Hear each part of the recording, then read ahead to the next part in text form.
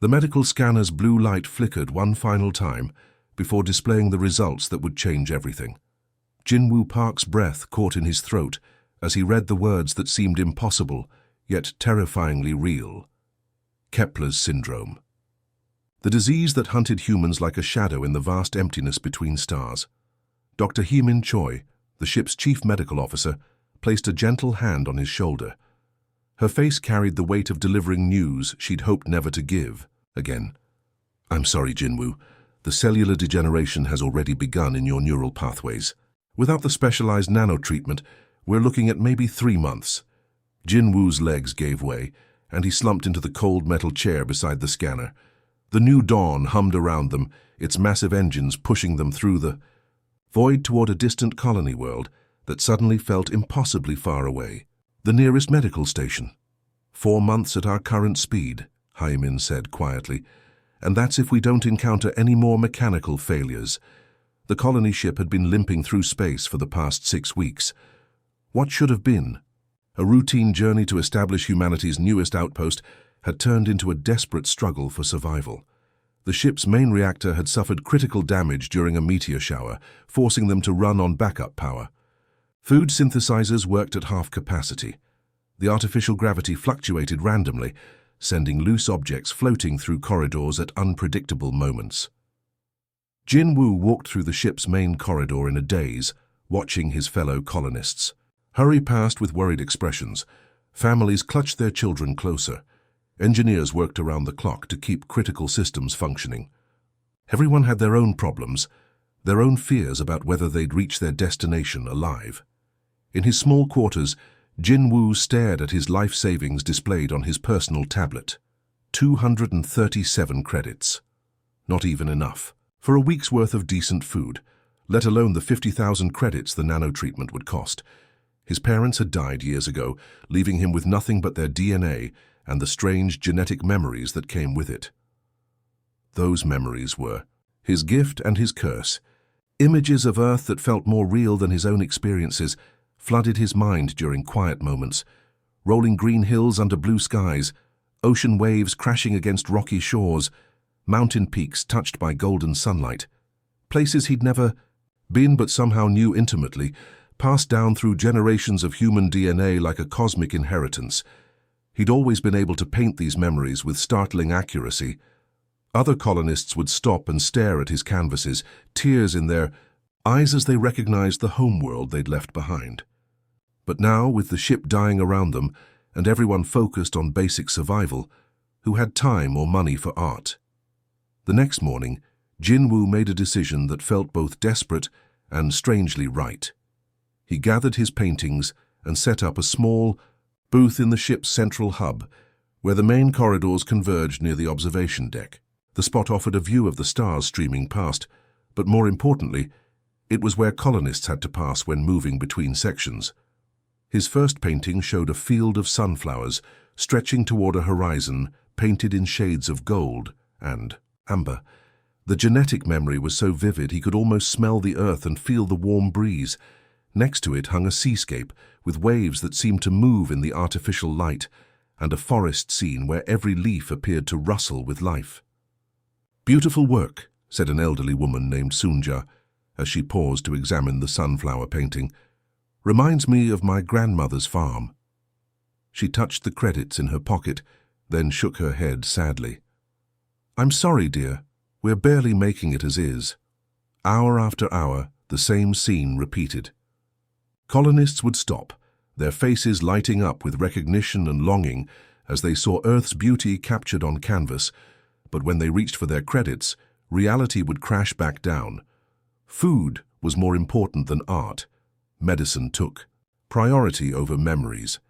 By the end of the first day, Jin-Woo had sold nothing. His hands shook as he packed up his paintings, and he wasn't sure if it was from the disease or from despair. Kepler's syndrome attacked the nervous system first, causing tremors that would gradually worsen until his body could no longer function. He returned to his booth the next day anyway, and the day after that. Slowly, word spread through the ship about the young artist selling his soul to buy time. A few colonists began stopping not just to look, but to offer words of encouragement. A maintenance worker named Tai Ho brought him coffee. A teacher named Mi Young shared stories about the Earth locations his paintings depicted. On the fourth day, Jin Woo's trembling hand slipped while adding details to a new painting of Earth's moon rising over a quiet lake. The brushstroke went wild, creating an ugly smear across the peaceful scene. He stared at the ruined canvas, feeling his hope crumble like the dying ship around him. That's when he heard the footsteps approaching, slow, deliberate, carrying the weight of someone who'd seen too much of the galaxy's darkness. The morning of the 21st day brought another wave of system failures aboard the New Dawn. Emergency lights flickered in the corridors as repair crews rushed past Jinwoo's small art booth, their boots clanging against the metal deck plates. The artificial gravity had been cutting out every few hours, sending loose objects floating through the air like ghostly reminders of their precarious situation. Jinwoo's tremors had gotten worse.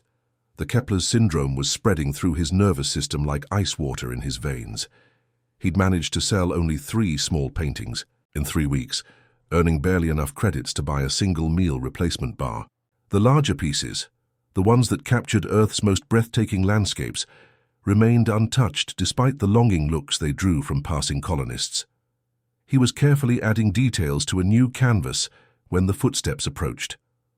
Unlike the hurried shuffle of worried colonists or the heavy march of maintenance crews, these steps moved with purpose and control. Each footfall seemed measured, as if the person walking had learned to move silently when necessary, but chose not to hide their presence now. Jin Woo looked up from his painting of Earth's great mountain ranges to see a man standing before his booth. The stranger wore a weathered brown leather jacket that had clearly seen years of use across multiple worlds. Scars traced faint lines across his hands and neck, the kind that came from real combat rather than accidents. His hair had gone grey at the temples, but his posture remained straight and alert. Most striking were his eyes. They held a sharpness that seemed to take in everything at once, yet carried a weariness that spoke of too many battles fought in the darkness between stars. This was someone who had seen the galaxy's worst and somehow survived to tell about it. These paintings, the stranger said, his voice carrying a gravelly quality that suggested years of shouting orders over weapons fire. He studied the canvas, depicting rolling green hills dotted with ancient oak trees. "You've never been to Earth, have you?" Jinwoo's brush paused mid-stroke. "No, sir. These come from genetic memories, DNA passed down from my ancestors." The man nodded slowly, as if confirming something he already suspected. His eyes moved from painting to painting, lingering on each landscape with an intensity that made Jinwoo uncomfortable. It wasn't the casual interest of a potential buyer, but the focused attention of someone cataloging important information. Other colonists had begun to notice the stranger. A group of teenagers stopped their conversation to stare. An elderly couple walking past froze in their tracks, their faces going pale with recognition. Whispers started spreading through the corridor like ripples in water. "Is that really him? I thought he was dead." "No way, that's actually Commander Lee." A woman named Young Hee, who ran the ship's small library, gasped audibly. "That's Commander Dong-hyun Lee, the ghost of Proxima Station." The name hit the gathering crowd like a shockwave. Even Jin Woo, who had spent most of his life focused on art rather than military history, knew the stories. Commander Lee had been a legend during the Outer Rim conflicts, the series of brutal wars that had established humanity's place among the galactic powers 15 years ago. Lee had earned his reputation fighting the Crystalline Horde, a race of silicon-based warriors who viewed organic life as a contamination to be cleansed from the universe. When 3 human colonies fell to surprise attacks, Lee had led a desperate counteroffensive, using outdated ships and volunteer crews. Against impossible odds, he'd not only saved the remaining colonies, but pushed the Horde back to their home system. The Battle of Proxima Station had become the stuff of legends. Lee's small fleet had faced down a crystalline armada 10 times their size, using guerrilla tactics and pure human stubbornness to hold the line until reinforcements arrived. The battle had lasted 17 days, with Lee's ship taking so much damage that life support failed on multiple decks. Yet somehow they'd won. Then, just as suddenly as he'd appeared, Commander Lee had vanished. Some said he'd died from injuries, sustained in the final battle. Others claimed he'd gone rogue, unable to adjust to peacetime after years of constant warfare. A few whispered that he'd discovered something during the war, something that made him disappear into the depths of space. But here he stood, very much alive, studying Jinwoo's paintings with the same intensity he'd once brought to battle plans. "I've been watching you work," Lee said quietly, ignoring the growing crowd of onlookers. "Your art reminds me why we fight." Jinwoo felt his heart racing, though he wasn't sure if it was from the disease or from being face to face with a living legend. "I don't understand." Lee picked up the painting of the Green Hills, holding it carefully in his scarred hands. "The Crystalline Horde, the Void Hunters, the Machine Collective. They all have one thing in common. They see humans as just another species to be conquered or eliminated. But they don't understand what makes us different." The commander's eyes met Jinwoo's directly. "You paint places you've never seen, feel emotions for a world that exists only in your DNA. That's not just genetics, son. That's the human soul refusing to be broken, even across generations and light years." A maintenance alarm suddenly blared through the ship's speakers, followed by the captain's voice. "All passengers to emergency stations. We've detected an unknown vessel approaching our position." The crowd around Jinwoo's booth scattered as people rushed to comply with emergency protocols. But Commander Lee remained perfectly still holding the painting. "Unknown vessels in deep space usually aren't bringing good news," he said calmly. "But before we deal with whatever's coming, I want to make you an offer." The emergency alarm continued to wail as Commander Lee guided Jinwoo through corridors that seemed forgotten by time. They descended deeper into the new dawn, past sections where the lights flickered weakly and the air recyclers hummed with an unhealthy wheeze. Jinwoo's trembling hands gripped the handrails as they moved through passages he'd never seen despite living on the ship for months. "The unknown vessel turned out to be a merchant ship with engine trouble," Lee said casually as they walked. "False alarm. But it gave us the perfect opportunity to slip away unnoticed." They reached a maintenance hatch marked with warning signs in 3 different languages. Lee's fingers moved across a hidden panel, entering a code so complex that Jinwoo lost count of the sequences. The heavy door slid open with a grinding sound, revealing a chamber that shouldn't have existed, according to the ship's official blueprints. Emergency lighting cast eerie shadows across the walls as they entered what appeared to be a private quarters that had been converted into something resembling a military command center. Star charts covered every surface, marked with routes and positions that meant nothing to Jinwoo, but clearly held significance for Lee. Weapon cases lined one wall, containing firearms that looked far more advanced than anything the colony ship's security forces carried. But what made Jinwoo's breath catch were the crates stacked against the far wall. Each one was sealed with military-grade locks and bore markings in languages he didn't recognize. Lee approached the nearest crate and began working the combination locks with practiced ease.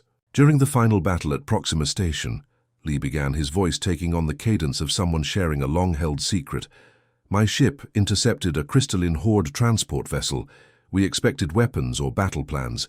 Instead, we found something far more valuable." The first crate opened with a soft hiss, revealing contents that made Jinwoo's eyes widen in disbelief. Crystalline formations glowed with an inner light, each one roughly the size of his fist, and pulsing with energy that seemed almost alive. The crystals were perfectly formed geometric shapes that hurt to look at directly, as if they existed in more dimensions than human eyes could process. "Zerithium crystals," Lee explained, carefully lifting one from its protective foam casing. "The Crystalline Horde's primary energy source and the most valuable substance in known space. A single crystal can power a city for a year, or buy a small planet outright." Jinwoo's voice came out as barely a whisper. "How many are there?" Lee gestured to the other crates, each one identical to the first. 47 crystals total. According to current market rates, we're looking at roughly 800 million credits worth of pure energy. The number was so large that Jinwoo couldn't even process it properly. His nano-treatment would cost 50,000 credits. The repairs needed to get the new Dawn running properly would require maybe 10 million. This hidden treasure could solve every problem the colony ship faced and still leave enough left over to fund entire civilizations. "I don't understand," Jinwoo said, his artist's mind struggling to grasp the military implications. If you've had this much wealth all along, why are you living in hiding? Why let the ship suffer? Lee's expression darkened as he carefully replaced the crystal in its casing. Because I was supposed to deliver these to a specific location 15 years ago, a secret military installation that was developing new weapons to use against non-human species, the kind of weapons that would have turned the Outer Rim conflicts into a galaxy-wide genocide. The commander moved to his collection of star charts, pointing to a region of space marked with red warning symbols. I discovered that the installation wasn't just planning to use these crystals for defense. They wanted to create a weapon that could destroy entire star systems, wiping out alien civilizations before they could pose a threat to humanity. Jinwoo felt sick as the implications became clear. You stole the crystals to prevent a massacre. I've been carrying this burden for 15 years, Lee continued, waiting for the right moment to put these crystals to better use. Then I saw your paintings and realized something that changed everything. Lee activated a hidden communication console, and holographic displays filled the air around them. The images showed alien communication networks, vast digital webs connecting species across the galaxy. But embedded within the data streams were familiar shapes, human artwork, music, literature, and poetry spreading through alien cultures. Like wildfire. Your paintings, Jinwoo, and the work of artists like you have been doing something unprecedented, Lee explained. They've been copied, transmitted, and distributed throughout alien networks faster than any military intelligence. Every species in the galaxy has now seen human creative expression. The holographic display zoomed in on specific alien responses to human art. Some species had created their own versions of human paintings. Others had written analysis papers trying to understand the emotional content. A few had even begun incorporating human artistic techniques into their own cultural expressions. The Void Hunters stopped their expansion campaigns to study human music, Lee continued. The Machine Collective has been trying to program creativity into their artificial intelligence networks. The Quantum Swarm actually changed their migration patterns to avoid systems where humans have established art colonies. Jinwoo stared at the data, barely comprehending what he was seeing. They're afraid of our art? They're terrified of what it represents, Lee corrected. Every other species in the galaxy creates for practical purposes. They build tools, weapons, shelter, but humans create beauty for its own sake, even when we're dying, even when we have nothing left to lose. To alien minds, that's not just incomprehensible, it's terrifying. Lee pulled up another display showing military intelligence reports from across the galaxy. 3 separate alien civilizations have classified human creative expression as a potential weapon of mass destruction. They can't understand a species that makes art while facing extinction, so they assume it must be part of some incredibly sophisticated psychological warfare strategy.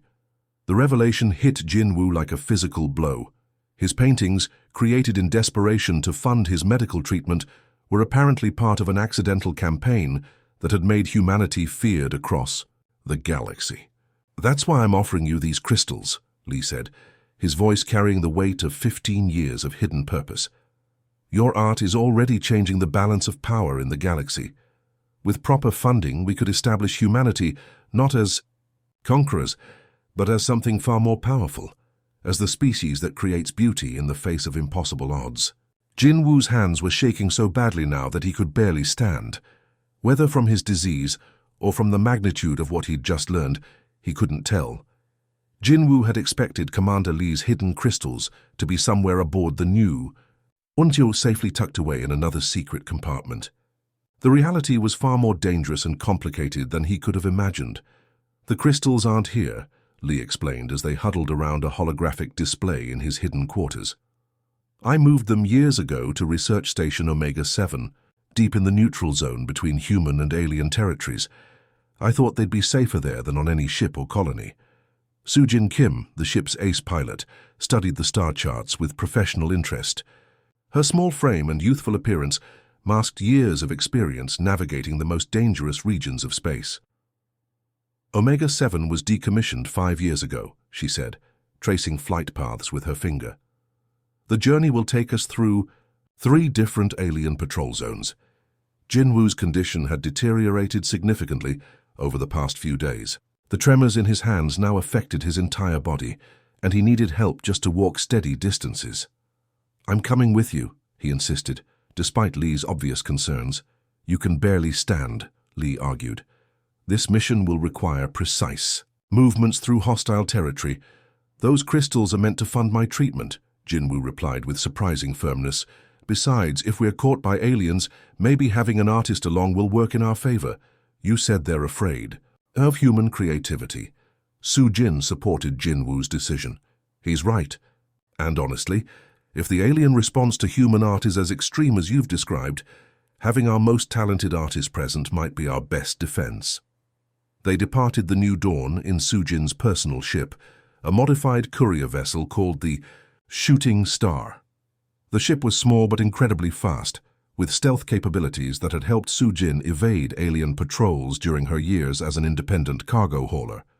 Jinwoo struggled to adapt to the cramped quarters and constant acceleration changes, but his determination kept him focused.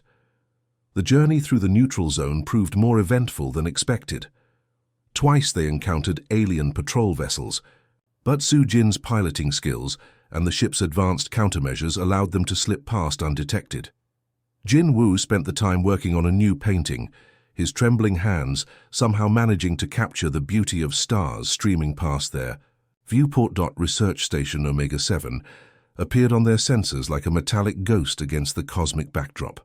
The massive installation had once housed over 10,000 researchers from multiple species, working together on projects that were supposed to benefit all galactic civilizations.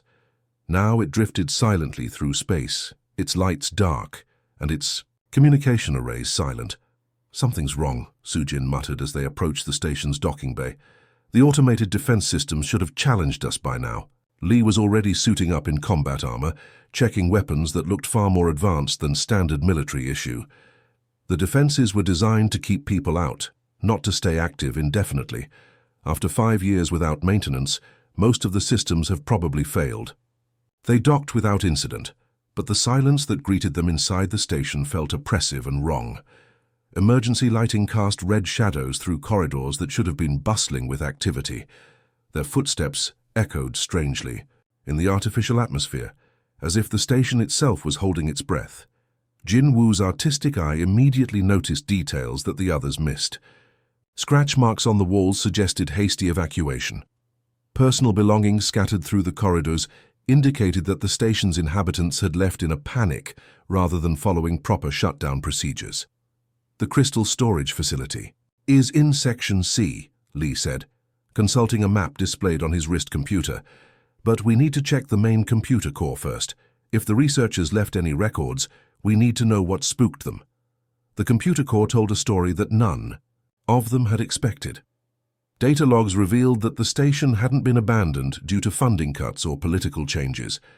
The researchers had fled after intercepting and studying human cultural broadcasts that had been spreading through alien communication networks. Su-jin accessed the final research reports, while Jinwoo and Lee secured the area. "Listen to this," she called out, reading from the alien text that her translator converted to human language. "Human artistic expression represents an unprecedented psychological warfare technique. The ability to create beauty while facing extinction suggests a level of mental resilience that could prove catastrophic if weaponized." Another report went even further. "Recommend immediate quarantine of all human colonies. Their creative output is spreading faster than any known cultural contamination. Species-wide exposure could result in unpredictable behavioral modifications." Jinwoo stared at the screen in disbelief. "They think our art is a weapon?" "Not just a weapon," Su-jin corrected, scrolling through more files. "They think it's the most dangerous weapon in the galaxy. Look at this analysis of your painting specifically." The display showed detailed breakdowns of Jinwoo's artwork, with alien researchers attempting to decode hidden meanings and psychological triggers that didn't actually exist. They had convinced themselves that each brushstroke was part of an elaborate mind control technique. The crystal storage facility was exactly where Lee had left it, protected by multiple layers of security that had remained active despite the station's abandonment. As they worked to retrieve the valuable crystals, automated systems throughout the station began activating in response to their presence. "We've triggered something," Lee warned, as warning lights began flashing throughout the corridors. "The station's emergency protocols are coming online." Sujin's piloting instincts kicked in as she helped secure the crystal containers. "We need to move fast. If this place has any functioning communication systems, it's probably sending out distress signals right now." They were loading the final crystal container when the station's main computer delivered the news they'd all been dreading. An automated message beacon had activated, broadcasting their location to every alien fleet within a 50 light-year radius. The beacon identified them as human intruders carrying dangerous cultural contamination materials. "How long before alien ships arrive?" Jinwoo asked, his condition making it difficult for him to help with the heavy crystal cases. Lee checked his tactical display and cursed under his breath. At maximum speed, the nearest Void Hunter patrol could be here in 6 hours. The machine. Collective fleet is maybe 8 hours out. They raced back to the shooting star with their precious cargo, but Jinwoo couldn't shake the feeling that they had accomplished more than just a successful heist. They had confirmed that humanity's greatest weapon wasn't superior technology or military might, but something far more powerful and terrifying to alien minds. The ability to create beauty while staring death in the face. The shooting star raced through space with alien fleets converging from 3 different directions. Sujin pushed the ship's engines beyond their safety limits, while Jinwoo lay strapped to a medical bed, the nano-treatment already flowing through his bloodstream. The crystalline compounds Lee had guarded for 15 years were now funding the most expensive medical procedure in human space. Treatment progress at 60%, the ship's medical computer announced in its calm, artificial voice. Patient vitals stabilizing. Jinwoo could feel the Kepler's syndrome retreating from his nervous system, like ice melting under warm sunlight. His hands had stopped trembling for the first time in weeks, and the fog that had been clouding his thoughts was finally lifting. But outside the medical bay's small window, he could see the approaching lights of alien warships growing brighter by the hour. The first contact came from the Void Hunters, a species of energy beings who traveled in ships that looked like crystalline, spiders crawling through space. Their vessels had been tracking the new dawn for days, drawn by the automated distress beacon from Research Station Omega-7. "Incoming transmission," Sujin called from the pilot's seat. "It's not what I expected." Instead of demands for surrender or threats of destruction, the alien message was surprisingly formal and respectful. The Void Hunter fleet commander's voice came through the ship's speakers, translated by the communication systems into words that carried an undertone of genuine reverence. "Human vessel, we have analyzed your cargo and identified the presence of cultural contamination materials. However, we do not engage the species that paint stars." Lee moved to the communication console, his military experience taking over despite the unusual nature of the situation. "This is Commander Donghyun Lee. What are your intentions?" "We request permission to observe your cultural practices from a safe distance," the alien commander replied. "Our scientists wish to study how your species creates beauty while facing extinction. This phenomenon continues to baffle our greatest minds." More fleets arrived over the following hours, but none approached with hostile intent. The machine collective sent geometric vessels that looked like floating cities built from chrome and light. The crystalline horde dispatched warrior ships that resembled massive gemstones carved into weapons of war. Even the mysterious quantum swarm appeared, their organic vessels pulsing with bioluminescent patterns that hurt human eyes to look at directly. All of them maintained respectful distances, as if the shooting star carried some invisible barrier that they dared not cross. Jinwoo's treatment reached completion just as the largest alien fleet appeared on the horizon. The ship that emerged from hyperspace was unlike anything in the EER's human databases, a massive construct that seemed to be built from living metal and starlight. Its approach caused every other alien vessel to retreat to even greater distances. "That's an elder ship," Lee said, his voice carrying a mix of awe and concern. "The Elders are the oldest spacefaring species in the galaxy. They've been watching the rise and fall of civilizations for millions of years." The Elder's message came not through audio, but through images transmitted directly into their minds. Ancient beings with forms that shifted between energy and matter communicated in concepts rather than words, sharing thoughts that human language could barely contain. The images showed the history of the galaxy from the Elders' perspective, countless species rising to power through conquest and technology, only to destroy themselves or fade into obscurity. But humanity was different. The Elders had been watching human expansion with fascination, not because of their military might or scientific achievements, but because of their art. Jinwoo found himself at the center of a galactic revelation. His paintings, transmitted through alien networks, had become proof of something that no other species had ever demonstrated. Humans created beauty, not in spite of suffering, but because of it. They painted sunrises while their worlds burned. They composed music in the depths of space. They wrote poetry while facing extinction. To alien minds that valued logic and survival above all else, this behavior was incomprehensible and therefore terrifying. How could any species be defeated if they refused to stop creating beauty even in their final moments? The New Dawn became an accidental embassy as news of the encounter spread throughout the galaxy. Alien representatives requested permission to study human culture firsthand, leading to the most unusual diplomatic mission in history. Commander Lee emerged from his 15 years of hiding to serve as humanity's chief negotiator, using his military reputation and knowledge of alien psychology to establish formal relations with species that had never before acknowledged human existence. Jinwoo's art studio was relocated to the ship's main observation deck, where alien diplomats could watch him work while maintaining what they considered a safe distance. His paintings became diplomatic tools more powerful than any weapon, each canvas serving as proof of humanity's strange and wonderful resilience. The portrait that drew the most attention was his latest work, showing Earth's sun breaking through storm clouds to illuminate a field of wildflowers. Alien scholars spent hours analyzing the painting, trying to understand how a species could find hope in the face of destruction. "They don't realize," Jinwoo explained to Lee as they watched a group of machine collective representatives studying the sunrise painting, "that this isn't a weapon or a strategy, it's just who we are." The transformation was remarkable. Jinwoo had begun his journey as a dying artist, desperately selling paintings to fund his medical treatment. Now he found himself at the center of humanity's emergence as the galaxy's most feared and respected species, not through conquest or technology, but through the simple act of creating beauty in the darkness. The young man, who had once trembled while painting in a ship's corridor, had become living proof of humanity's greatest strength.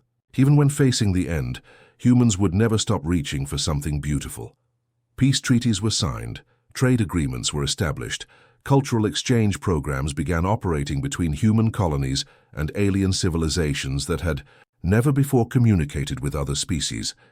And at the heart of it all was a simple truth that Jinwoo had carried in his DNA and expressed through his art.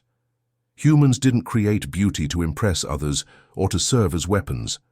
They created it because beauty was hope made visible, and hope was the one thing that could never be destroyed. The galaxy had learned to fear the species that painted stars while their worlds died, and in that fear, they found something they had never expected to discover. Respect, the end.